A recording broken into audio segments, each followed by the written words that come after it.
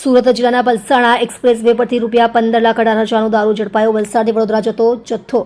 એક આરોપી પકડાયો. સુરત જિલ્લાના પલસાણા નજીક ટુંડી ગામ પાસે Surat Mumbai express highway number 4 પરથી સુરત ગ્રામે એલસીબી વિદેશી દારૂનો મોટો જથ્થો ઝડપી પાડ્યો છે. બાતમીના આધારે એક Ashok Leyland truck container number JJ15AX4157માંથી ₹15,18,500ની કિંમતનો દારૂ અને અન્ય મુદ્દામાલ કબજે કરવામાં આવ્યો હતો.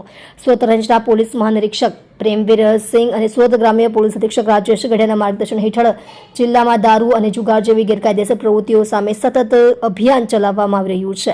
આ અભિયાનના ભાગરૂપે એલસીબીએ પેરોલ ફોલો સ્ક્વોડની ટીમો હાઈવે પર ખાસ વોચ રાખી રહી હતી. એલસીબીના પોલીસ ઇન્સ્પેક્ટર HV મસાણીની ટીમના પોલીસ કોન્સ્ટેબલ દીપકભાઈ અનિલભાઈને ખાનગી બાતમી મળી હતી કે વલસાડ તરફથી વડોદરા તરફ એક કન્ટેનરમાં વિદેશી દારૂનો મોટો જથ્થો લઈ જવામાં આવી રહ્યો છે. આ બાતમીના આધારે ટુંડી ગામ નજીક હાઈવે પર વાહનને રોકીને તપાસ કરતા કન્ટેનરમાંથી દારૂનો જથ્થો મળી આવ્યો તો પોલીસે કન્ટેનર ચાલક વિમલભાઈ ઇલેશભાઈ ઠોડિયા પટેલ ઉંમર વર્ષ 33 રહે અંબાચ ગામ તાલુકો પાડી જિલ્લો વલસાડ તેની ધરપકડ કરી કાયદેસરની કાર્યવાહી હાથ ધરી છે.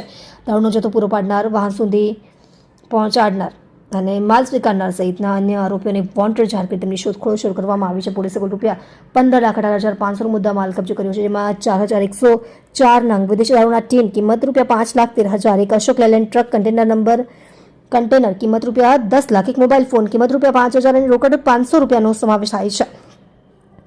આ સફળ કામગીરી એલસીબી સુરત ગ્રામ્યના police inspector NG Panchani, PSI HV Masani અને તેમની ટીમના અધિકારીઓ તથા કર્મચારીઓ સંયુક્ત રીતે પાર પાડી હતી. તમે જોઈ રહ્યા છો DNY ન્યૂઝ ચેનલ રમન કૌરની સાથે.